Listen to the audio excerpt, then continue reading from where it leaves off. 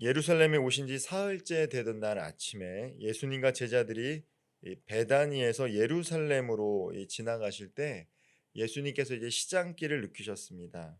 어, 예수님께서 시장길을 느끼셨다라는 것은 우리 인간과 똑같다라는 것이죠. 우리 인간처럼 일상을 살아가고 경험한다는 것입니다. 우리가 예수님께 이제 기도할 수 있는 이유죠. 우리의 연약함을 동정하실 수 있다라는 것입니다. 시장하신 예수님이 그때 한 나무를 무화과 나무를 보십니다. 13절 말씀을 제가 다시 한번 읽어보도록 하겠습니다. 멀리서 잎사귀 있는 한 무화과 나무를 보시고 혹 그 나무에 무엇이 있을까 하여 가셨더니 가서 보신즉 잎사귀 예외에 아무것도 없더라. 이는 무화과의 때가 아님이라. 예수님께서 시장길을 느끼셔서 한 무화과 나무를 보고 가셨다라는 것이죠. 예수님이 무화과 나무에게 열매를 구했다라는 것입니다. 근데 이 무화과 나무가 아직 때가 아니라는 것이죠. 열매를 맺을 때가 아니다라고 합니다. 3월이 되면 예루살렘의 나뭇잎들이 무성해지고요. 그리고 약 9개월 동안 나무들은 그 상태를 유지한다라고 합니다. 그리고 6월이 되어야만 비로소 열매를 맺는다고 하니 이미 잎은 풍성하지만 아직 열매를 맺지 못하는 시기가 있을 수 있다라는 것이죠. 그런데 예수님은 무화과 나무를 저주하셨습니다. 아직 열매를 맺지 못할 때라는 것을 예수님 알고 있으셨습니다. 잎이 무성한 이 무화과 나무를 저주하신 것이죠. 그렇다라는 것은 이 사건을 통해서 예수님은 제자들에게 말씀하고자 하는 것이 있다라는 것입니다. 성경에서 이스라엘을 상징하는 나무는 이 포도나무와 이 무화과 나무입니다. 예수님께서도 요한복음 15장에서 이 무화과 포도나무를 비유하시죠. 열매와 또 잎사귀 이런 거 비유하십니다. 예수님은 무화과 나무를 통해서 이스라엘의 이 모습을 이제 앞으로 어떻게 될 것인가를 이제 보여주고 계신데요. 이스라엘이 어떠한 민족입니까? 하나님께서 특별히 선택하셔서 이 제사장 나라를 삼으신 거죠. 이 많은 민족 중에서 한 민족을 선택하셨는데 그 민족이 바로 히브리 족속이고 이스라엘 백성이라는 것입니다. 전적인 하나님의 선택이죠. 하나님께서 선택하실 때 이스라엘 백성을 선택하실 때 뜻이 있었습니다. 그것은 무엇이냐면 거룩한 제사장 나라가 되는 것입니다. 하나님 특별히 이스라엘 백성을 선택하신 것은 그들을 거룩하게 부르신 것입니다. 그리고 하나님의 뜻대로 살아가도록 이스라엘 백성을 부르셨습니다. 그것을 통해서 이스라엘 백성들의 삶을 통해서 하나님은 영광 받기를 원하셨고 세상 모든 민족과 열방이 하나님이 하나님됨을 찬양하기를 원하셨습니다.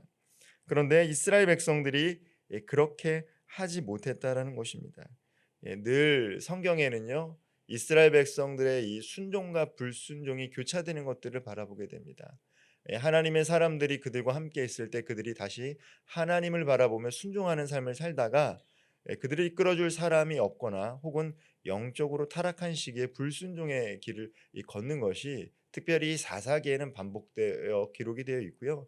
이스라엘의 전체적인 역사 속에서 구원에 이르는 여정 속에서 그것이 계속해서 반복이 됩니다.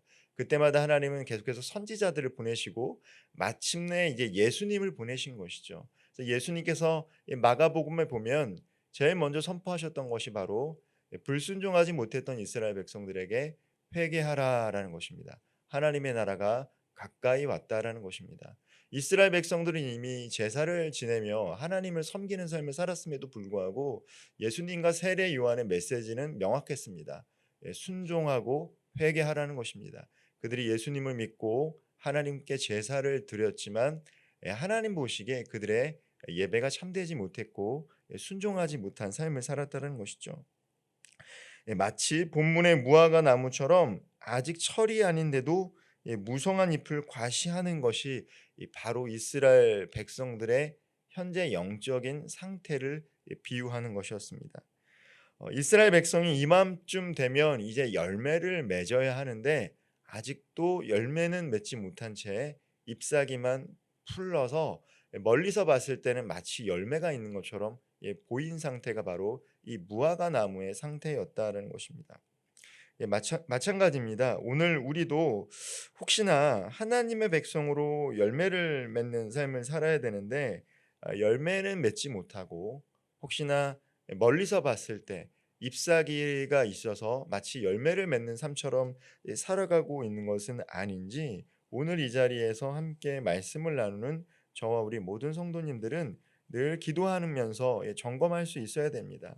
잎사귀가 푸른 것보다 더 중요한 것은 열매가 중요하다라는 것이죠. 예수님께서 무화과 나무를 저주하고 난 뒤의 사건이 바로 성전을 정화시키는 사건입니다. 이 무화과 나무를 저주하는 것, 그리고 성전 척결하는 사건, 그리고 그 사건 뒤에 실제로 무화과 나무가 말라 있는 사건이 이렇게 연결이 되어 있습니다. 요한복음에는요, 예수님께서 이제 노끈을 채찍으로 만들어서 상을 뒤엎었다라고 합니다. 단순히 화만 이제 거룩한 분노만 내신 게 아니라 정말로 채찍을 만들어서 장사하고 있는 사람들을 향해서 예, 분노하시고 상을 뒤엎었습니다. 그리고 오늘 본문 말씀에도 나오는데 예수님께서 결정적으로 십자가에 달려 죽으셨던 이유가 무엇입니까? 18절에도 나오지만 이때부터 대제사장들과 서기관들이 예수를 어떻게 죽일까 계획했다라는 것입니다. 예수님이 성전에 대해서 성전을 정화해야 된다라고 이야기할 때부터 당시 종교 지도자들이 예수님을 이대로 두면 안 되겠다 작정하신 것이죠. 예수님은 교회 이 성전의 본질이 흐려지는 것에 대해서 말씀하시고 난 뒤에 그때부터 더 큰 핍박과 어려움을 당하셨다라는 것이죠. 예배 장소가 되어야 되는데 성전의 참된 예배가 사라진 상태에 대해서 예수님 분노하셨습니다. 무화과 나무는 잎사귀는 풍성했을지 모르지만 아무런 열매가 없었습니다.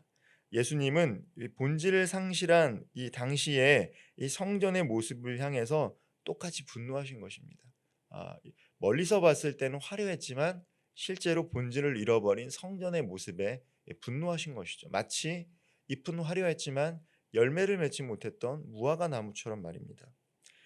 하나님의 백성으로 열매를 맺지 못하고 형식적인 신앙에 치우친 이스라엘은 하나님의 백성으로서의 의미를 상실해 가고 있었습니다. 그래서 예수님 보내신 것이죠.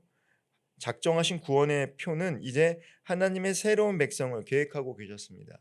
이전까지는 히브리인들을 통해서 이스라엘 백성들을 통해서 하나님 구원의 계획을 갖고 계셨다라면 이제 예수님을 이 땅에 보내셨고 히브리인도 할례 표시도 없지만 이제 예수 그리스도를 믿고 하나님의 뜻대로 살아가는 모든 사람들을 하나님께서는 이 새로운 백성으로 부르셨습니다. 신약 성경에서는 교회로 사용되는 헬라어가 에클레시아라고 합니다. 이 에클레시아라는 뜻은 에크는 전치사 밖으로부터 클레시아 모임입니다. 부름받은 사람들의 모임입니다. 그러니까 교회는 밖에서 세상에서 살던 사람들을 특별히 정해서 불렀는데 특별한 모임이죠. 뜻을 갖고 있는 사람들이 모였다라는 것입니다. 그것이 이제 교회를 뜻하는 이 단어인데 즉 교회라는 것은 하나님께서 선택해서 부름받은 사람들이 모인 곳이라는 것입니다. 어떤 사람들입니까? 하나님의 뜻대로 살기로 작정한 사람들, 하나님이 그렇게 해서 거룩하게 살도록 부르신 사람들이 모이는 곳이 교회라는 곳이죠. 교회가 하나님의 뜻대로 살아가며 거룩한 사명을 감당하기를 하나님은 원하십니다. 그리고 그 거룩한 삶을 통해서 하나님은 열매를 맺길 원하시고 계시는 것이죠. 교회의 믿음은 기도에서 나타납니다. 하나님의 뜻이 이 땅에 이루어질 것을 믿고 하나님의 뜻을 위해 기도하는 것이 교회의 본질적인 사명 가운데 하나이기도 합니다. 그러나 안타깝게도 당시 예수님이 사역했던 성전은 만민이 기도하는 집의 본질은 상실한 채 강도의 소굴로 변해 있었습니다. 예수님은 무화과 나무의 사건과 성전을 깨끗하신 사건을 통해 잎이 화려한 것이 아니라 열매가 중요하다라는 것들을 다시 말씀해 주고 계십니다.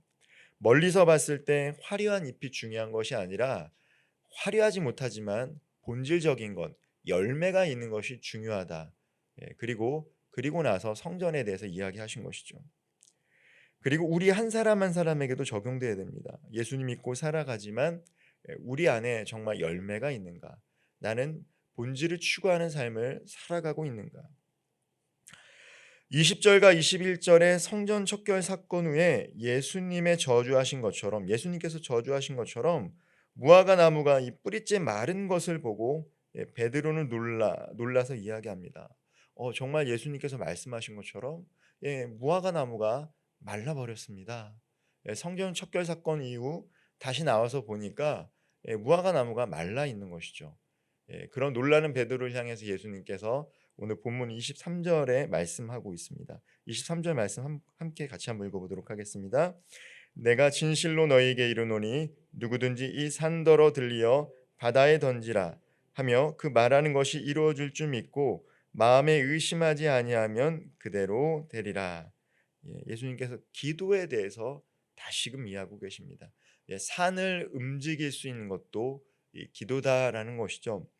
잎이 무성하지만 열매가 없는 무화과 나무가 예수님이 말씀하신 대로 뿌리채 마른 사건과 그 사이 성전을 척결하는 사건의 연결고리는 바로 외향이 아니라 화려함이 아니라 본질에 대해서 이야기하고 있습니다.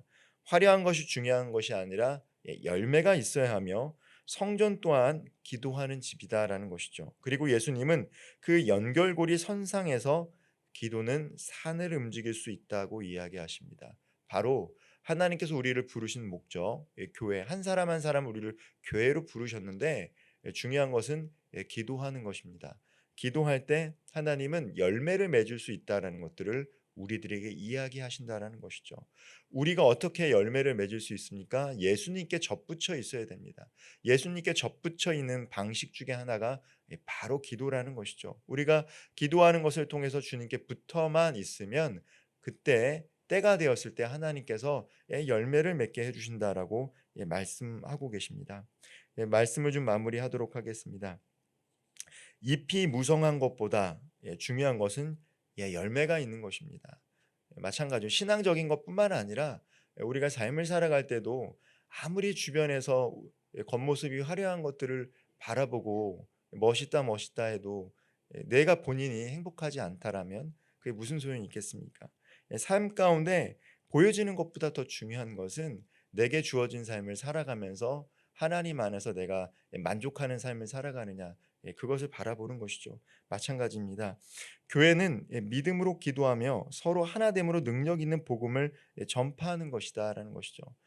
화려한 것보다 더 중요한 것, 어떤 일을 하는 것보다 더 중요한 것, 바로 주님께서 우리들에게 맡겨주신 사명을 잘 감당하고 있는가, 그리고 그 사명을 감당하면서 과연 우리에게 열매가 있는가, 그것은 우리 교회를 한 사람 한 사람 부리신 우리 교회를 향한 하나님의 뜻입니다. 우리를 향한 하나님의 뜻이다라는 것이죠.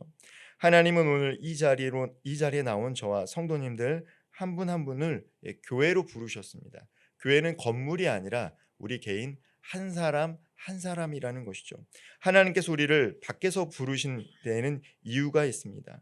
오늘도 하나님께서 우리를 부르신 그 뜻을 기억하며 하나님의 뜻을 이뤄갈 수 있도록 기도하며 살아감으로 말미암아 귀한 열매를 맺을 수 있는 저와 우리 모든 성도님들 되기를 주님의 이름으로 축복드리겠습니다.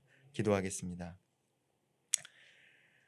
사랑의 하나님, 무화과 나무의 비유를 통해서 하나님은 제자들에게 잎이 무성한 것보다 더 중요한 것, 그것은 바로 열매를 맺는 것이다라고 말씀해 주셨습니다.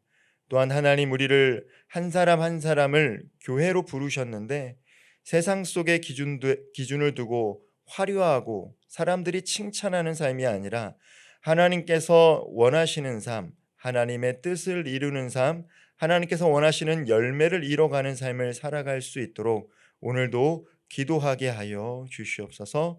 기도할 때마다 어린 아이와 같은 심령으로 하나님만을 신뢰하고 하나님만을 붙잡고 나아감으로 말미암아 하나님께 접붙이는 삶을 살아갈 수 있도록 인도하여 주시고, 때가 되었을 때에 우리는 연약하지만 하나님은 강하시기 때문에 우리의 삶을 통해 귀한 열매들을 만들어 갈 수 있도록 인도하여 주시옵소서. 오늘도 하나님의 때에 하나님의 방법으로 우리의 삶 가운데 하나님께서 귀한 것들을 허락해 주시며 열매 맺을 것을 믿으며 이 모든 말씀 우리 구주 예수 그리스도의 이름으로 간절히 기도드리옵나이다. 아멘.